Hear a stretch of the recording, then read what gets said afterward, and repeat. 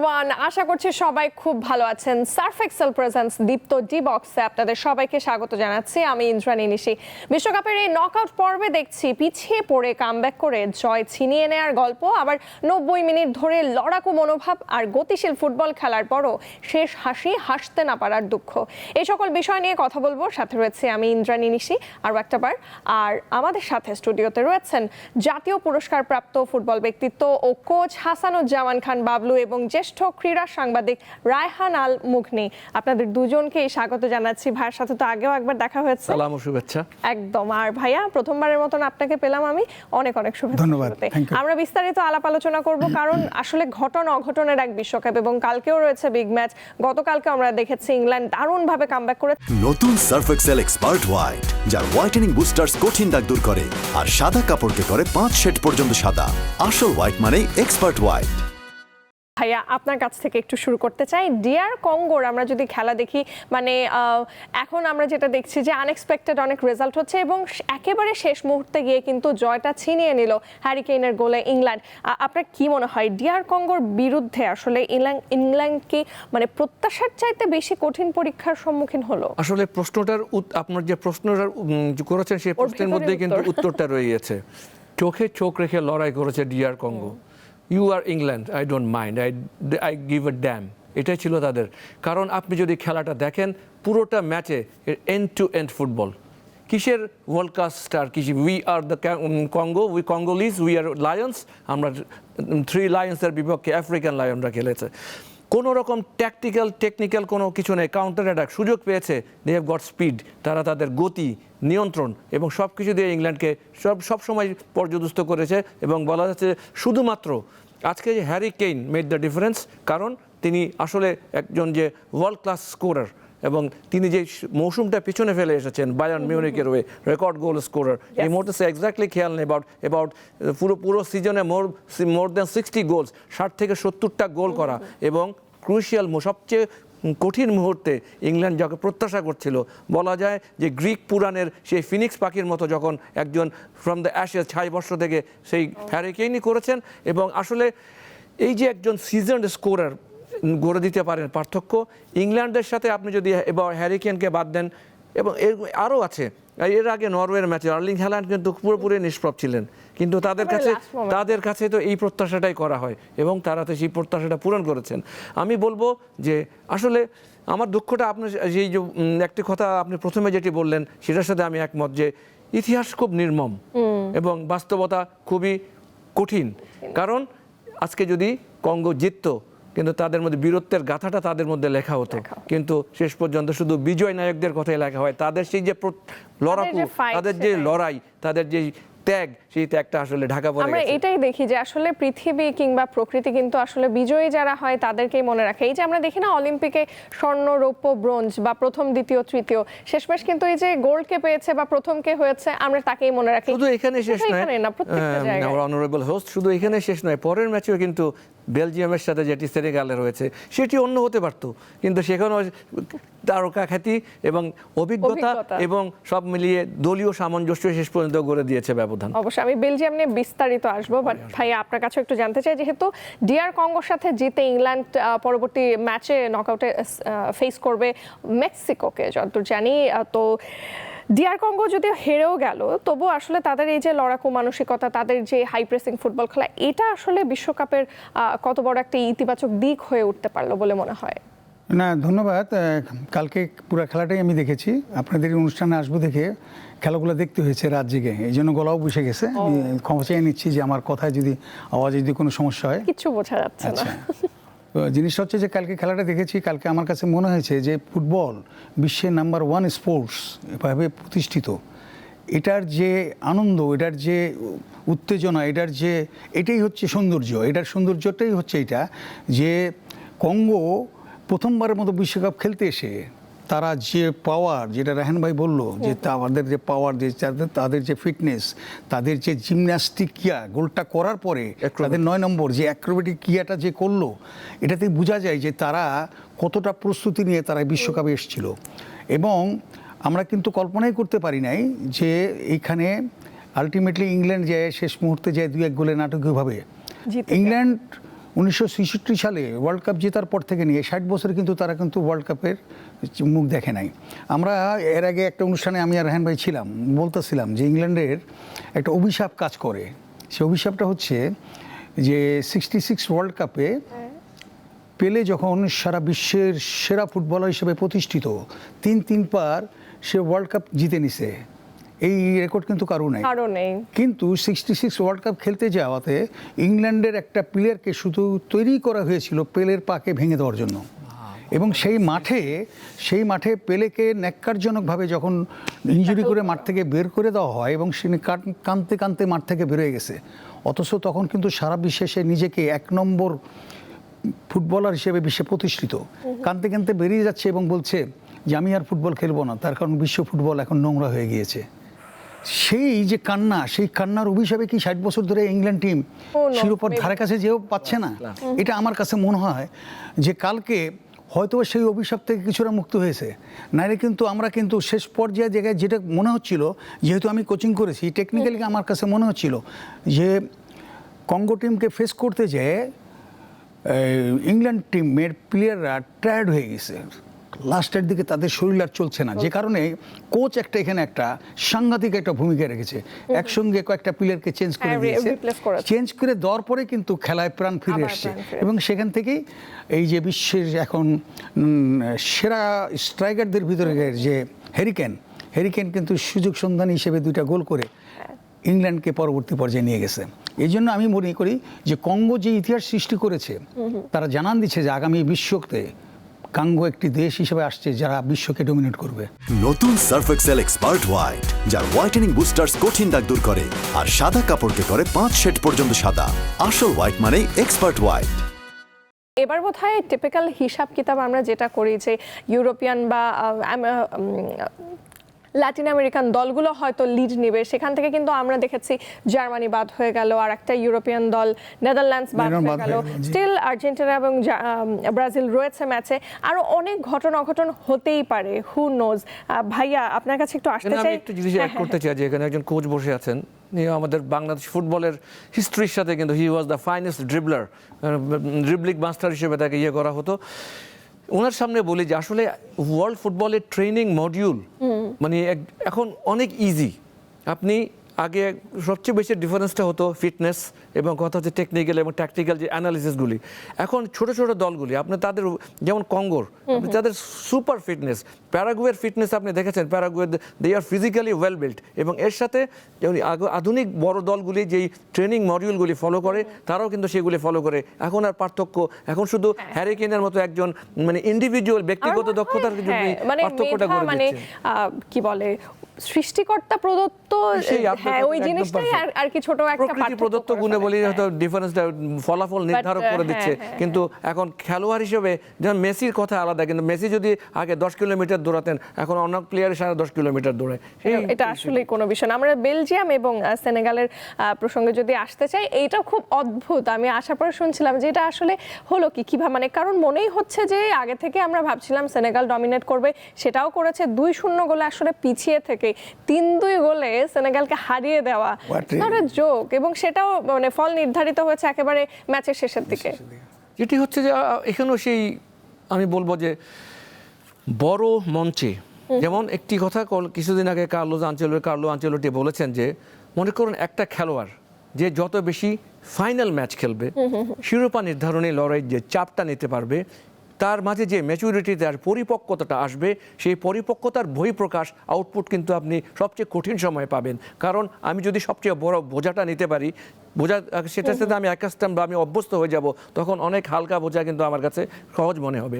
এই যে তারা বড় শুধু কিচ্ছু না, একদম চোখে চোখ রেখে খেলেছে, এবং সেনেগালের প্লেয়াররা কিন্তু ইউরোপিয়ান টপ লিগে খেলেন। সাদিও মানে আছে, ইসমাইল ইয়াসার, আমি তার গোলের সম্পর্কে বলবো যে it would have been the best goal যদি সেনেগাল জিততো। আর তিনি ওই যে প্রকৃতি আপনি যেটি বললেন যে আড়ালে পড়ে গিয়েছেন, কিন্তু সেখানেই আর আসলে এখানে একজন কোচ বসে আছেন কৃষ্ণাঙ্গরা, যদিও শব্দটা আমি জানি না কেমন, হয়তো বেশি আবেগপ্রবণ এবং তারা হয়তো একটু ইনডিসিপ্লিন, কারণ তারা 2-0 গোলে পিছিয়ে থাকার পরও তাদের কোচের আমার কাছে বলবো যে ইনস্ট্রাকশনটা আপনি এখন একটু ডিফেন্সিভ ফুটবল খেলাও। কারণ কার সাথে খেলছেন?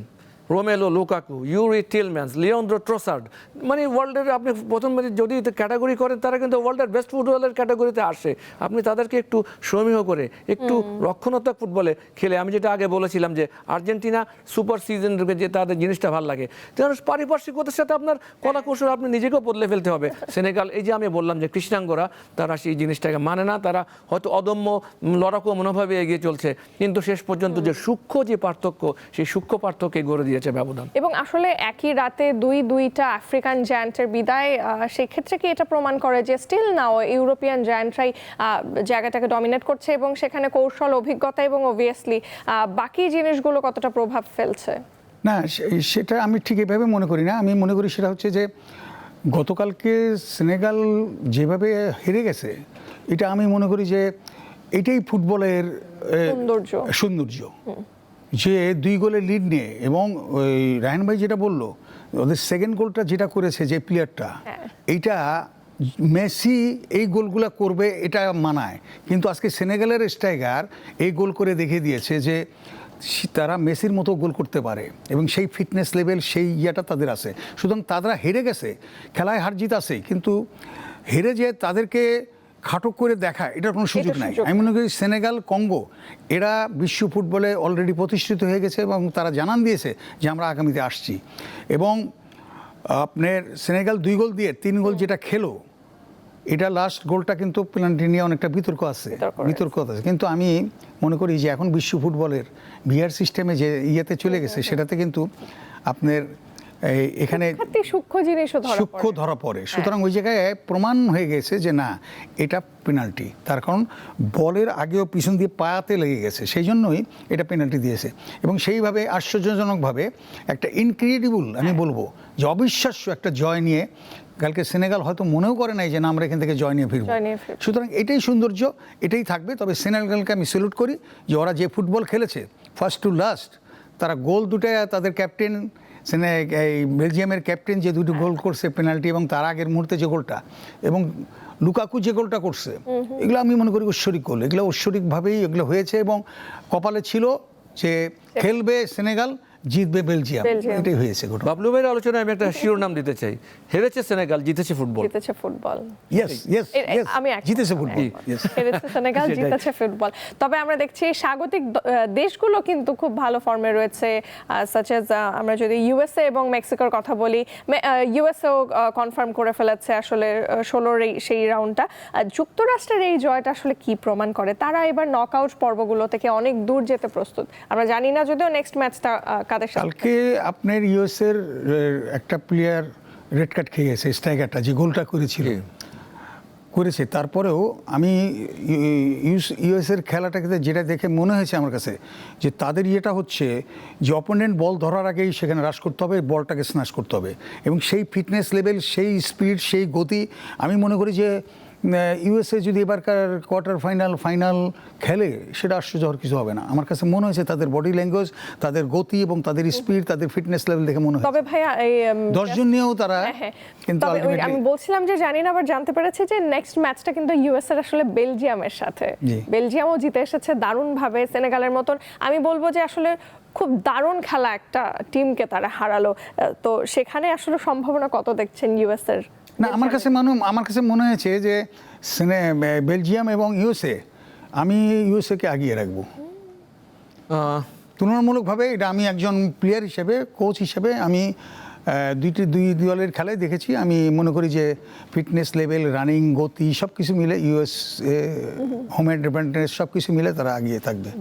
আমার সিনিয়র এবং বাংলাদেশের প্রথিতযশা একজন কোচ, ফুটবলার, ওনার সাথে দ্বিমত করতে আমার কিন্তু একটু ভয় লাগছে। কিন্তু বললেন যে আসলে হোম অ্যাডভান্টেজটা আমি জানি না। ইংল্যান্ডের সামনে কিন্তু বিশাল, কারণ লাস্ট যে ম্যাচটা হয়েছে মেক্সিকোর 80,800 মানে প্লাস এরকম, এই পুরোটাই মেক্সিকোর। আজ থেকে স্টেডিয়ামে যিনি আসবেন, এখন 80,000 লোক আপনার বিপক্ষে চিৎকার করছে। এই জিনিসটা মাথা দিয়ে, আপনার কান দিয়ে, আপনার ব্রেনে যাবে, তারপরে এটা কিন্তু আপনাকে এফেক্ট করে। সবচেয়ে বড় অ্যাডভান্টেজটা পাচ্ছে মেক্সিকো। আচ্ছা, যাই হোক, আমরা ইউএসএর গিয়েতে আসছিলাম। দল সমান, ঠিক আছে, ভালো কথা, কিন্তু Kevin De Bruyne, Romelu Lukaku, Youri Tielemans, Leandro Trossard, এদের মানের খেলোয়াড় কিন্তু আমেরিকান নেই। They can make the difference. তো আজকের এই যে মানে আবারও কারণ কথা হচ্ছে সেই মঞ্চটা বড় এবং এমন একটা জয়ের পর আপনার আত্মবিশ্বাসের ব্যারোমিটারটাও কিন্তু আরো অনেক উপরে থাকবে। অনেক আপনি তখন কারণ এমন একটা বাধা পেরিয়ে আপনি এসছেন, আপনি এখন অন্য বাধাকে মোকাবেলা করতে আরো বেশি ইয়ে থাকবেন। বাবলু ভাই যেটা বলতে পারবে যে মোটিভেশন লেভেলটা কিন্তু এখন বেলজিয়ামের আরো অনেক উপরে থাকবে। এবং এটা ভুলে যেন না যে থিবো কর্তোয় নামক একটা দেয়াল কিন্তু আছে বেলজিয়ামের, যাকে খুব বেশি পরীক্ষা পড়তে হয়নি। নতুন সার্ফ এক্সেল এক্সপার্ট হোয়াইট, যার হোয়াইটেনিং বুস্টার্স কঠিন দাগ দূর করে আর সাদা কাপড়কে করে 5 শেড পর্যন্ত সাদা। আসল হোয়াইট মানে expert white. FIFA world cup মানে ফুটবল বিশ্বকাপ মানেই পতাকা, আবেগ আর পাড়া মহল্লার উৎসব। আজকের Surf Excel fan of the ডেতে থাকছে সাভারের আমিন বাজারের ফুটবল প্রেমীদের পতাকা উৎসব। দর্শক চলুন এবারে দেখে নেব Surf Excel fan of the day. সাভারের আমিন বাজারে বিশ্বকাপ ঘিরে তৈরি হয়েছে এক রঙিন ফুটবল পল্লী। সাভার মানিকগঞ্জ মহাসড়কের পাশ জুড়ে ছাদ, বারান্দা আর দোকানের সামনে উঠছে বিশ্বকাপে অংশ নেওয়া বিভিন্ন দেশের পতাকা।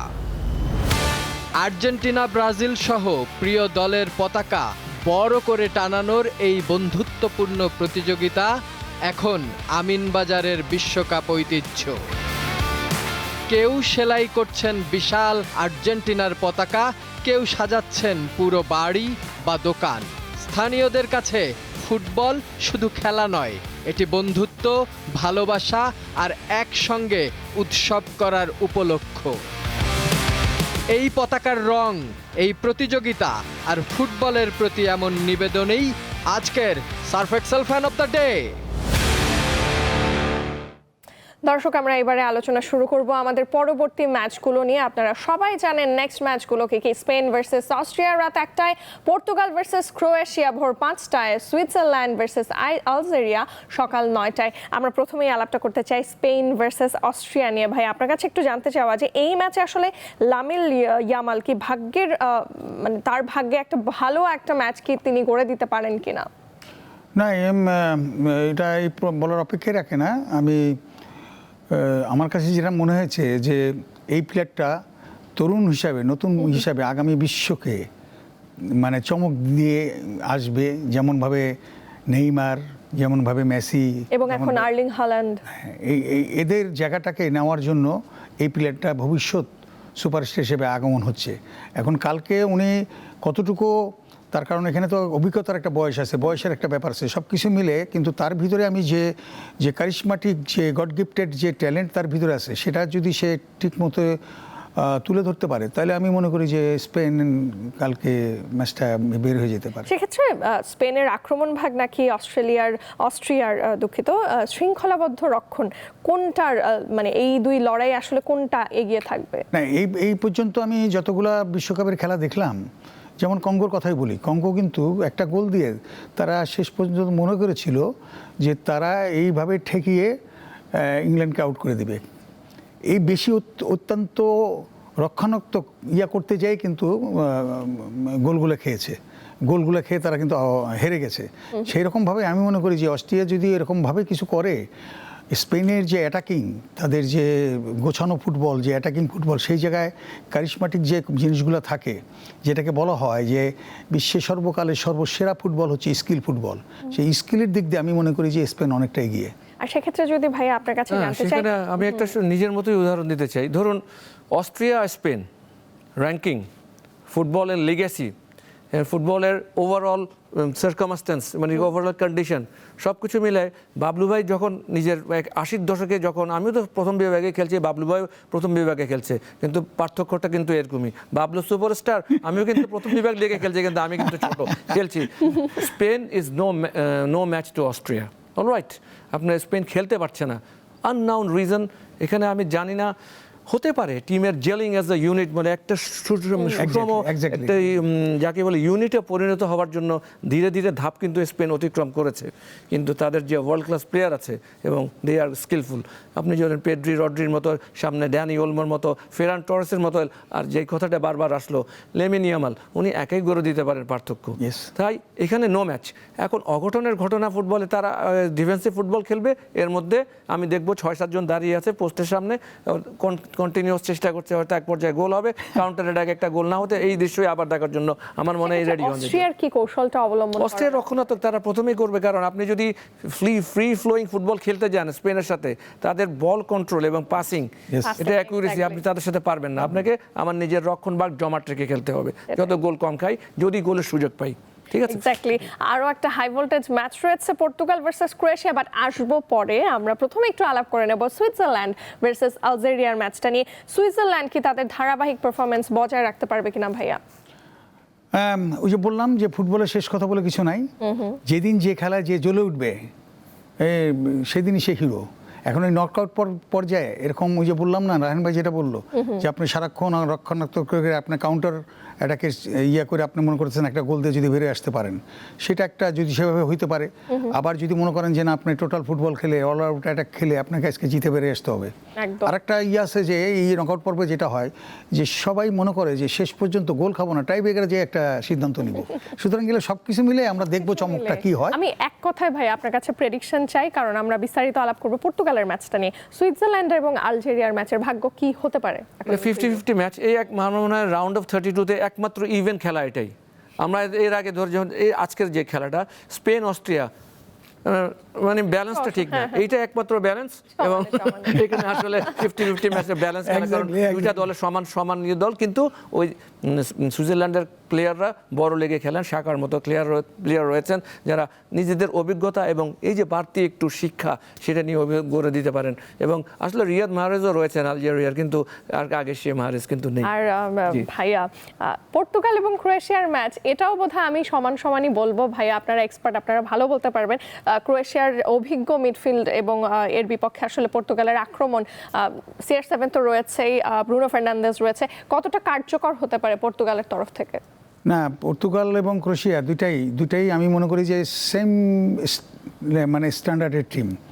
হ্যাঁ, দুই দলেই অপেক্ষাকৃত কিছু এজেড প্লেয়ার আছে, যে এজেড প্লেয়ারগুলো তাদের অভিজ্ঞতা, যেমন ইয়াতে দুই বুড়ো ক্রোয়েশিয়াতে যে মিডফিল্ডার আমার ফেভারিট প্লেয়ার মদ্রিচ, লুকা, ও যে বিশ্বমানের যে মিডফিল্ডার, এটা গত ওয়ার্ল্ড কাপেও কিন্তু সে কিন্তু তার শ্রেষ্ঠত্ব বজায় রেখেছে এবং 2018 অবশ্যই হয়েছিল। সুতরাং তার মতো প্লেয়ার এখন বয়স হয়ে গেছে, হয়তো এটাই তার শেষ ওয়ার্ল্ড কাপ। তো এই ধরনের কিছু প্লেয়ার পর্তুগালেও আছে অপেক্ষাকৃত, যাদের একটু বয়স বেশি, যেমন স্ট্রাইকার রোনাল্ডোকে প্রথম ম্যাচ দেখে আমি আর রায়হান ভাই আলাপ করতেছিলাম যে তাকে কেন কোচ খেলাচ্ছে। তার যে এখন বয়স, 42 বছর বয়সে সে এখনও খেলতে চায়, এবং গত খেলায় সে 2 গোল করে কিন্তু তার যে নামের সেটাকে বজায় রাখছে। কিন্তু এই সমস্ত জায়গায় সবকিছু মিলে আমার কাছে মনে হচ্ছে যে দুই দলের যে ক্লিক করবে সেই বাড়ায় যাবে, এরকম একটা অবস্থান। পর্তুগালের ডিফারেন্স, আজকের ম্যাচের ডিফারেন্স গড়ে দেবে তাদের 4 মিডফিল্ডার। যদি বলেন ইংলিশ প্রিমিয়ার লিগের লাস্ট সিজনের highest assist Bruno Fernandes, Manchester ইউনাইটেডের, অলরাইট। এরপর আছেন পিএসজির ভিতিনিয়া। হুয়া ফেলিক্স, যিনি মেসির সাথে খেলেন, তিনি অ্যাটাকিং মিডফিল্ডার হিসেবে আছেন। এবং একটা নামকে ভুলে গেলে চলবে না, তার নাম বার্নার্ডো সিলভা। এই 4টা নাম যখন একসাথে হয়, এই 4টা নাম বিশ্বের যে কোনো রক্ষণভাগ ভাঙতে সক্ষম। এবং সামনে আছেন ক্রিস্টিয়ানো রোনালদো। দেখা যাক। লুকা মডরিচ, আমার শ্রদ্ধেয় কোচ যিনি বললেন যে আসলে বয়সের ছাপটা, Ivan Perisic, Luka Modric, Pavlovic যারা আছেন, তাদের খেলায় কিন্তু এই ক্রোয়েশিয়া কিন্তু নতুন স্টার তৈরি করতে পারেনি। সেইটা তাদের সম্ভব। কিন্তু আমি বলি যে পর্তুগালের মিডফিল্ড তারা যদি খেলে এবং তারা যদি নিজের আপন নৈপুণ্যে, আপন ছন্দে ফিরে পান, এবং আমি বলি ক্রোয়েশিয়া পর্তুগালকে আটকাতে পারবে না। Portugal favourite, but still Croatia আসলে পিছিয়ে থাকবে না, দেখতে হাইলি টেকনিক। এবং কথা হচ্ছে তাদের ফিজিক্যাল অ্যাডভান্টেজটা সবচেয়ে বেশি। ক্রোয়েশিয়ার সাথে যারা ফুটবল খেলে, যেমন গত বিশ্বকাপের এর আগে নেইমার যখন একটা বাড়ি খেয়েছিলেন, কিন্তু নেইমার অফ হয়ে গিয়েছিলেন। হ্যাঁ, কিন্তু কথা হচ্ছে they are very physical, they are super with tactical and technical. কিন্তু you have got the flair. কিন্তু আমি যে 4টা নাম বললাম, এই 4টা নামের প্রতি আমি আমার দর্শকদেরকে অনুরোধ করব, তারা যদি খেলতে পারেন তাহলে গোল বের করে আনা পর্তুগালের জন্য একদম ভাই, সম্ভব। আমরা আয়োজনের একেবারে শেষ পর্যায়ে চলে এসেছি। যে আজ জাস্ট 2টা শব্দে আমি একটু জানতে চাই, প্রেডিকশন কি এক্সপেক্ট করছেন? কিসের? Obviously Portugal and Croatia. Alright, 2-1 2-1 ভাই। Portugal 2, Croatia 1। আমি করব 2-0। ওকে, 2-0 মানে 2 obviously Portugal. Portugal. Okay fine, দেখা যাক আসলে দিন শেষে ম্যাচের রেজাল্টটা বদলে দেয় বা আমরা রেজাল্টটা পাই আসলে ওই দিনে ওই মুহূর্তে, মানে প্রপার টাইমে প্রপার ডিসিশন এবং প্রপার খেলা। এনিওয়ে, আজকের মতন আয়োজনটা শেষ করছি। নিশ্চয়ই দেখা হয়ে যাবে, আপনাদের দুজনকে পেয়ে যাবো আগামী কোনো এপিসোডে। খুব ভালো থাকবেন। Thank you very much. প্রিয় দর্শক, নকআউট পর্বে আজকে রাত এবং আগামীকাল সকাল মিলিয়ে রয়েছে মোট 3টি খেলা। কে যাবে রাউন্ড অফ 16-এ আর কে হবে বিদায়? বিশ্বকাপের উত্তেজনাপূর্ণ লড়াইয়ে আদ্যোপান্ত জানতে চোখ রাখুন দীপ্ত ডি বক্সে। আজকের মতন বিদায় নিচ্ছে আমি ইন্দ্রাণী নিশি। সাথে ছিলেন বাংলাদেশের জাতীয় পুরস্কারপ্রাপ্ত সাবেক ফুটবলার এবং কোচ হাসানুজ্জামান খান বাবলু এবং জ্যেষ্ঠ ক্রীড়া সাংবাদিক রায়হান আল মুগনি। দেখছিলেন সার্ফ এক্সেল প্রেজেন্টস দীপ্ত ডি বক্স। শুভ সন্ধ্যা।